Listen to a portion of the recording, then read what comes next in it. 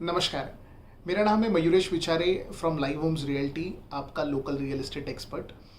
आज मैं कोई भी प्रमोशनल वीडियो नहीं बना रहा हूँ, ना ही मैं किसी प्रॉपर्टी को प्रमोट करने जा रहा हूँ, ना ही कोई प्री लॉन्च के बारे में बात करूँगा। आज मैं उस समस्या के बारे में बात करना चाहता हूँ जो बोरिवली वेस्ट का लोकल बायर फेस करता है, जो कांदिवली वेस्ट का लोकल बायर फेस करता है। सबसे पहला सवाल जो आता है मन में कि बोरिवली वेस्ट में आज प्राइस इतनी ज़्यादा क्यों बढ़ चुकी है कि जहाँ पे बोरिवली वेस्ट का लोकल बायर खुद के लिए और अपनी आने वाले जनरेशन्स के लिए खुद का आशियाना नहीं बना सकता। तो ऐसा क्या हो गया इन 3 से 5 सालों में जहाँ पे बोरिवली के वेस्ट के प्राइजेस जो है वो लगभग अंधेरी विलेपार्ला के पर स्क्वायर फीट रेट की तरफ ऑलमोस्ट पहुँच चुके हैं। अगर मैं बात करूँ कुछ पॉकेट्स है बोरिवली वेस्ट में, जैसे देवीदास लेन हो गया, चंदावरकर रोड हो गया, जहाँ पे प्राइसिंग है लगभग 32,000 से लेकर 40,000 रुपया पर स्क्वायर फीट। तो शायद जो ये प्राइसिंग अफोर्ड कर सकता है उसके मन में सवाल आएगा, या मैं बोरिवली में घर लूँ या मैं अंधेरी विलेपार्ला साइड चला जाऊँ, थोड़ा मैं टाउन की तरफ मूव कर जाऊँ। तो पहली बात तो ये समझना होगा कि ऐसा हुआ क्यों, और क्या अगर जो प्राइस पे आज अंडर कंस्ट्रक्शन वैल्यूएशन है, क्या वो वर्थ है उस प्राइस पॉइंट पे रियल एस्टेट में इन्वेस्ट करना। थोड़ा सा समझ लेते हैं कि ये सारी जर्नी जो है ये अचानक ऐसे बदल क्यों गई, ये जो रुख था जो प्राइसिंग के अफोर्डेबिलिटी का, ये चेंज कैसे हो गया।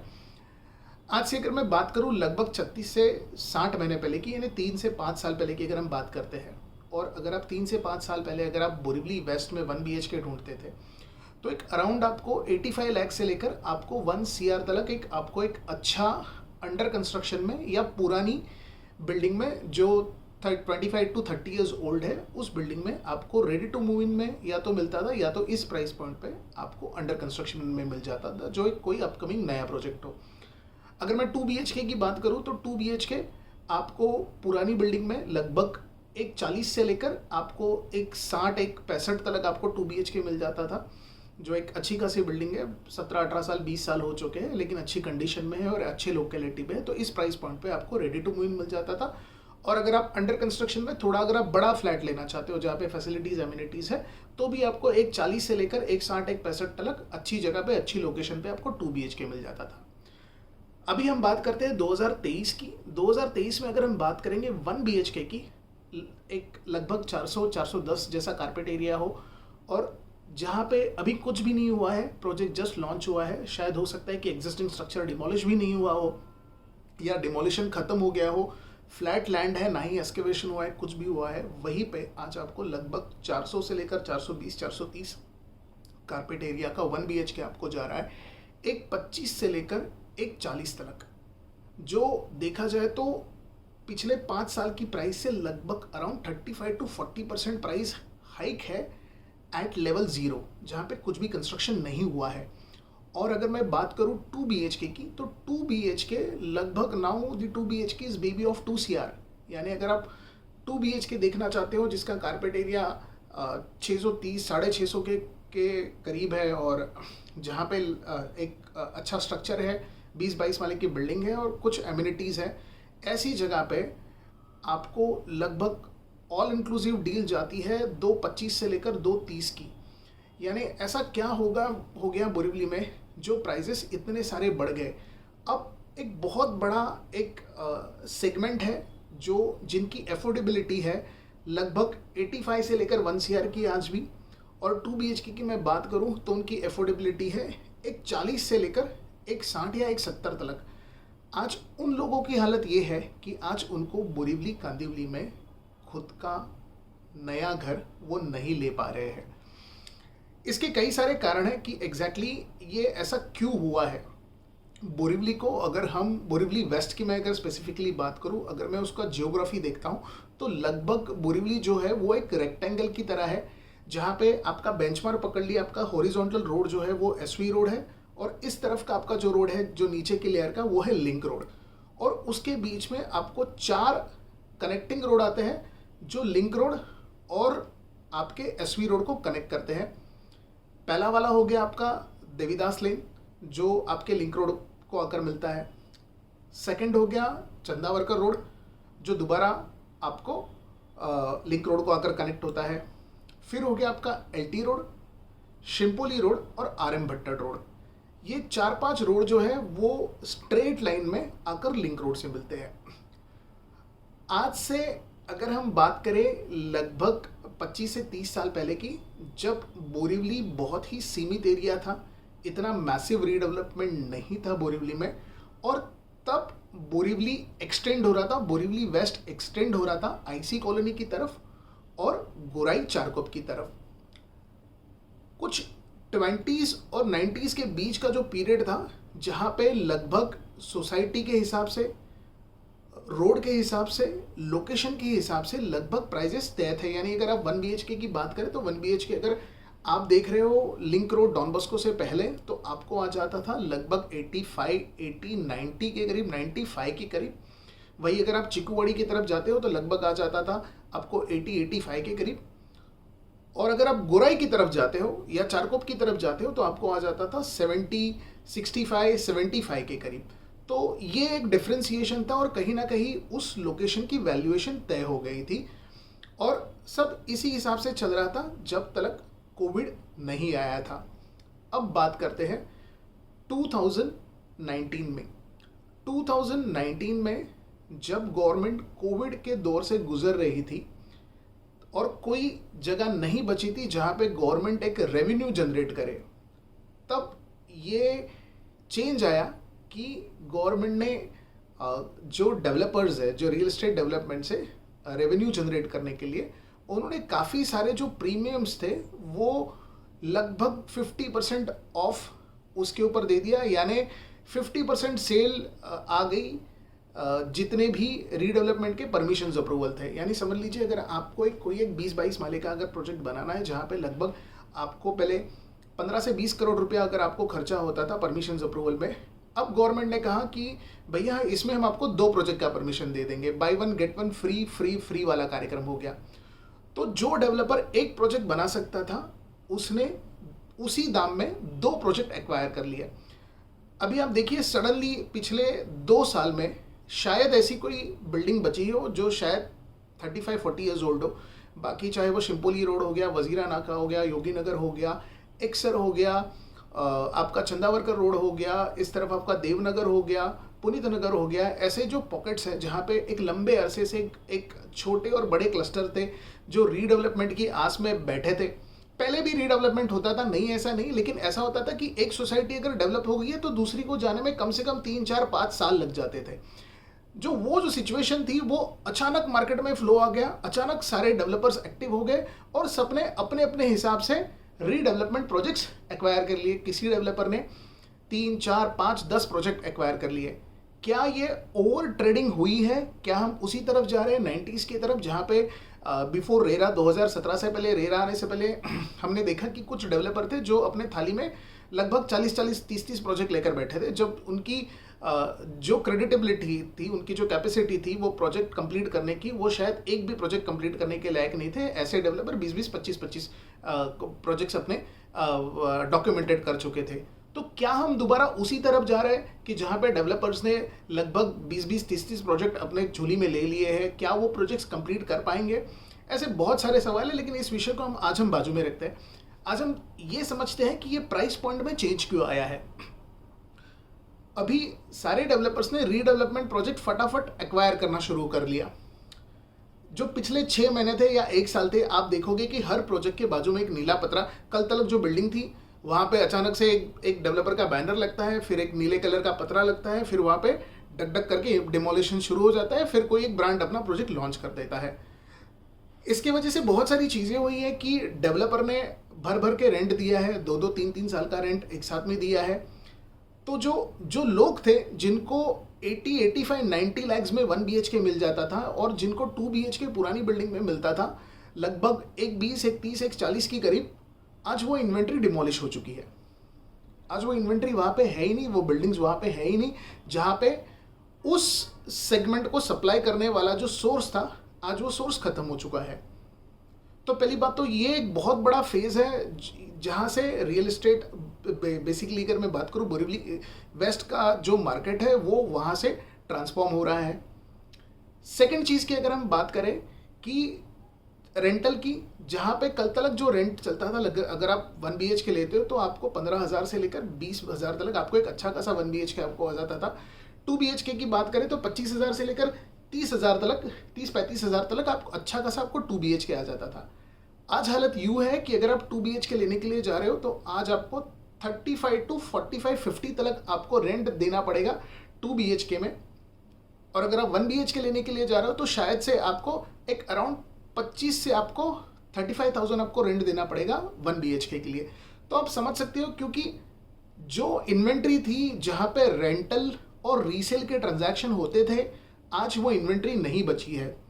जो मैक्सिमम कंस्ट्रक्शन जो है वो आज यंग है, यानी अगर उनकी मैं अगर लाइफ साइकिल देखता हूँ तो ओन बिल्डिंग का लाइफ साइकिल है 1-2 साल से लेकर 15-20 साल, जहाँ पे अचानक रेंट में और रीसेल में फ्लो आ गया है। उसके बाद में और एक सेंटिमेंट बना है कि कोविड के बाद लोगों को ऐसा लगता है ज़्यादातर जो प्रेफरेंस था, जिनके EMI नहीं दे पाए, जिनका अंडर कंस्ट्रक्शन की जिनकी एफोर्डेबिलिटी के ऊपर उनको थोड़ा सा और उनके कंप्लीशन के ऊपर थोड़ा डाउट होने लग गया, तो लोगों का रुख ये हो गया कि भैया हम थोड़ा पैसा ज़्यादा दे देंगे लेकिन हम रेडी टू मूव इन में जाएंगे।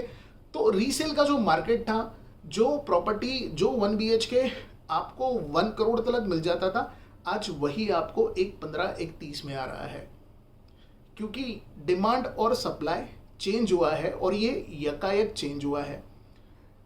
कल तलक जहाँ पे हम कहते थे कि हम समझते थे कि जहाँ से लिंक रोड जा रहा है, जो लिंक रोड की तरफ का जो पोर्शन है, अगर मैं देखूँ योगी नगर हो गया, बाद में फिर आपका एक्सर की तरफ हो गया, और बाद में मैं बात करूँगा जो स्ट्रेट अवे आपके ओल्ड इमेज कॉलोनी जयराज नगर से लेकर आपका आगे जाके आपको महावीर नगर तलक का जो एरिया टच करता है, वो एक ज़माने में देखा जाए तो बोरिवली का वो लगभग लास्ट पॉइंट था, और उसके आगे गोराई और चारकोप डेवलप हो रहा था। आज जो एक फेज था 25-30 साल से जो एक फेज बना हुआ था, आज वो फेज उस लोकेशन पॉइंट्स का डिमोलिश हो चुका है। आगे जो डेवलपमेंट, जब जो एक्सटेंडेड पॉकेट्स थे गोराई, चारकोप और आईसी कॉलोनी, आज पिछले 25-30 सालों में उनका अच्छा खासा नरिशमेंट हुआ है, वो पूरा फ्लरिश हो चुके हैं और वहाँ पे एक अच्छा खासा डेवलपमेंट हुआ है, अच्छा खासा ग्रोथ हुआ है। अब वो उनका बेंचमार्क ग्रोथ से अभी वो जो प्रॉपर्टी प्राइसेस है वहाँ की, वो अगले बेंचमार्क की तरफ जाते हैं। जैसे कि एक शेयर बाजार में होता है कि एक शेयर था जिसने लगभग कंसोलिडेशन की स्टेज में रहा, फिर उसका ब्रेक इवन हुआ, उसका वो आगे बढ़ा, फिर आगे का उसने हाई अचीव कर लिया, वहाँ पे सस्टेंड हो गया और अभी आगे की रैली की तरफ मूव हो रहा है। तो वैसे ही ये जो पॉकेट्स थे लगभग डॉन बॉस्को से लेकर गोराई से लेकर आगे के बोरिवली स्टेशन की तरफ के, वो सारे पॉकेट्स आज रीफॉर्म हो रहे हैं। ये जो चेंज है, ये जो ट्रांसफॉर्मेशन और ट्रांजिशन के पीरियड का जो फेज़ है, वो फेज़ जो है वो बहुत ही चीज़ें वोलेटाइल कर रहा है। आप देखोगे कि एक बिल्डिंग है जहाँ पे 25,000 रुपया पर स्क्वायर फीट चल रहा है, दूसरी बिल्डिंग है वहाँ पे 27,000 चल रहा है, और उसके ठीक सामने की बिल्डिंग है जो कहता है भैया मुझे 30,000 रुपया चाहिए। तो कभी कभी एक आम बायर को पता ही नहीं चलता कि यार इस सारी चीज़ों को मैं जस्टिफाई कैसे करूँ, ये जो वैल्यूएशन है इस वैल्यूएशन को मैं जस्टिफाई कैसे करूँ। आज कल तलक जिसने 3 से 5 साल पहले जो अंडर कंस्ट्रक्शन में चीज़ खरीदी थी, जिसका वैल्यूएशन लगभग, अगर मैं एग्जांपल के लिए अगर 2 BHK लूँ जिसका वैल्यूएशन 1,50,00,000 या 1,75,00,000 था, आज 5 साल के बाद उसकी वस्तु बन चुकी है, उसका flat ready to move in है, उसकी ओसी आ चुकी है, ओसी आके 2-3 साल हो चुके हैं, और आज वो 2 करोड़ रुपया या 2,25,00,000 रुपया मांग रहा है। और जबकि मैं आज प्रॉपर्टी खरीदने के लिए जा रहा हूँ और आज ही मुझे प्रॉपर्टी जो आ रही है 2 BHK अंडर कंस्ट्रक्शन में, वो आ रही है लगभग 2,25,00,000 में।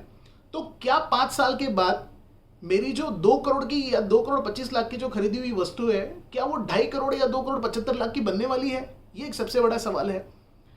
जब अगले 24 महीनों में लगभग 2 साल से लेकर अगले 3 साल तक जो आज जो एक सर्टन स्टेज पे अंडर कंस्ट्रक्शन प्रोजेक्ट है, ये सारे तैयार हो जाएंगे, उसके बाद क्या प्राइस पॉइंट होगा?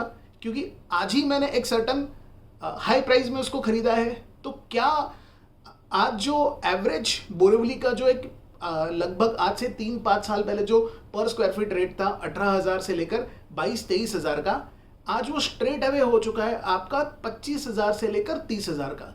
तो क्या वो जो एप्रिसिएशन था अंडर कंस्ट्रक्शन से लेकर रेडी पोजीशन का लगभग 20 से 30% का एप्रिसिएशन अगर मैं कहूँ, जिसमें आपका लगभग 10 से 11% आपका टैक्सेशन में चला गया और बाकी के अदर चार्जेस में चला गया, तो जो नेट 10 to 15% का जो एप्रिसिएशन मिलता था, क्या वो बनने के बाद में 10 to 15% का एप्रिसिएशन मिलेगा? ये एक सबसे बड़ा सवाल है। और मेरा जो बजट है अभी, अगर मैं बात करता हूँ 2 BHK की, और जो 2 करोड़ के प्लस जा रहा है, क्या वो बोरीवली में लोकल बायर है जिसकी अफोर्डेबिलिटी है? क्या वो 2 करोड़ रुपए का घर खरीद सके? क्योंकि अंधेरी का जो बायर है वो उठ के बोरीवली आने वाला है नहीं सारे के सारे, और बोरीवली का जो बायर है वो अंधेरी जाने वाला है नहीं। तो जो यहाँ का जो बायर है, और जैसे ही वो सोचता है कि मुझे एक कल तलक जो मेरे फ्रेंड्स ने या मेरे फैमिली मेंबर ने जो 600-650 स्क्वायर फीट का घर जो 1.5 करोड़ में या 175 में खरीदा था, आज मुझे वही घर 500 स्क्वायर फीट का घर मुझे 1.5 करोड़ में आ रहा है, या तो 550 स्क्वायर फीट का घर मुझे 575 स्क्वायर फीट 1 करोड़ 75 लाख में आ रहा है। तो क्या इस प्राइस पॉइंट को वो जस्टिफाई करता है, जहां पे मैं कारपेट एरिया भी कम खरीद मिल रहा है मुझे और मैं प्राइस भी ज्यादा दे रहा हूं? और सबसे बड़ी चीज ये है कि आज बोरीवली में लगभग 200 से ज्यादा अंडर कंस्ट्रक्शन प्रोजेक्ट है सिर्फ बोरीवली वेस्ट में। तो मुझे कैसे पता चलेगा कि कौन सा प्रोजेक्ट है जो मेरी टाइमलाइन को, मेरे बजट को, मेरी अफोर्डेबिलिटी को, मैं आइडेंटिफाई कैसे करूंगा कि ये प्रोजेक्ट मेरे लिए सुटेबल है? ऐसे कई सारे सवाल है, क्योंकि रियल एस्टेट आज भी बहुत ही एक रिफॉर्म होना ज़रूरी है, जहाँ पे बहुत सारी चीज़ें हैं जो एक आम बायर को पता नहीं चलती। वो सिर्फ वही देखता है जो पिक्चर उसको डेवलपर दिखाता है, उसके पास सारी इन्फॉर्मेशन का एक्सेस नहीं होता। अगर कहीं से कुछ इन्फॉर्मेशन मिलती है तो भी उसके पास वो सोर्स नहीं होता जहाँ पे उस इन्फॉर्मेशन को वो वैलिडेट कर सके। तो ऐसे कई सारे रीजंस है जिसकी वजह से उसका घर लेने का मन नहीं बनता। कभी कभी बजट होता है लेकिन कौन सी चीज़ लूँ वो समझ में नहीं आती। कभी कभी बजट कम होता है, उस कम बजट में मुझे कौन सा लेना चाहिए, कहाँ पे इन्वेस्ट करना चाहिए, ये सारी चीज़ें समझ में नहीं आती। तो हम उस दौर से गुजर रहे हैं जहाँ पे हमने एक जनरेशन, 2 जनरेशन का जो रिफॉर्म था वो अचानक हो गया है ड्यू टू द कोविड। और जो कोविड के बीच में, कोविड के समय जो डेवलपर्स को जो एडवांटेज मिला, तो उस एडवांटेज से अचानक ये आया हुआ रिफॉर्म है। यस, ये रैली चलेगी और आप देख सकते हो कि ये जो अभी जो जहाँ तक मेरा मानना है, ये रैली लगभग अगले 5 से 7 साल चलेगी। उसके बाद में यहाँ का, चाहे हमें डाइजेस्टेबल हो या नहीं हो, चाहे हमारी ये अफोर्डेबिलिटी में आए या नहीं आए, कुछ चीज़ महंगी है इसके लिए वो गलत है, या कुछ चीज़ सस्ती है उसके लिए ये गलत है, ये मानना सही नहीं होगा। उस लेवल पर आ जाएंगे कि जहाँ पे, जिसको हम बोलते हैं केमिस्ट्री की लैंग्वेज में इक्विलिब्रियम लेवल, कि जहाँ पे सारी जो केमिकल प्रोसेस है वो वहाँ पे कांस्टेंट हो जाता है और उसके बाद कोई आगे नहीं बढ़ता, मतलब इतना ज़्यादा ग्रोथ नहीं होता। तो मुझे ऐसा लगता है ये जो सारा जो रिफॉर्म है, ये जो सारी जो वोलेटिलिटी है, सारी जो आगे पीछे चीज़ें जो चल रही है, अगले नेक्स्ट 60 मंथ्स में, नेक्स्ट 36 to 60 मंथ्स में ये एक लेवल पर आ जाएंगी। जैसे हम पहले कहते थे इस एरिया में ये भाव है, इस एरिया का प्राइस ये होना चाहिए, तो हम दोबारा उस लेवल पर आ जाएंगे जहाँ पे हम कहेंगे कि अरे अगर आप शिमपोली में घर ले रहे हो, या अगर आप देवीदास लेन में घर ले रहे हो, या आप उस लोकेशन में घर ले रहे हो जहाँ पे ये प्राइसिंग है 2 BHK की और ये प्राइसिंग है 1 BHK की। इसके बीच और एक चीज़ हुई है, कल तलक जो बोरीवली ईस्ट और बोरीवली वेस्ट का जो एक अंतर था वो थोड़ा कम हुआ है, मैं कहूँगा काफ़ी कम हुआ है, क्योंकि सबसे बड़ा रीज़न है मेट्रो। कल तलक जो मेट्रो जो आपको जो कनेक्टिविटी दे रही है, जो ईस्ट से वेस्ट को कनेक्ट कर रही है, उसके वजह से काफ़ी चीज़ों को एक्सेस करना आसान है। जो लोग टूवर्ड्स माइंड स्पेस की तरफ जॉब करते थे या टूवर्ड्स अंधेरी की तरफ जॉब करते थे, उनके लिए ट्रेन एक इकलौता ऑप्शन था कि जिसमें आपको कनेक्टिविटी मिलती थी, लेकिन वो चैलेंजेस अब नहीं रहे हैं। तो ये भी सारी वजह है कि जिससे कि धीरे धीरे आप देखोगे कि बोरीवली ईस्ट और बोरीवली वेस्ट के प्राइजेस जो है वो ऑलमोस्ट आपको सेम लेवल पर नजर आएंगे।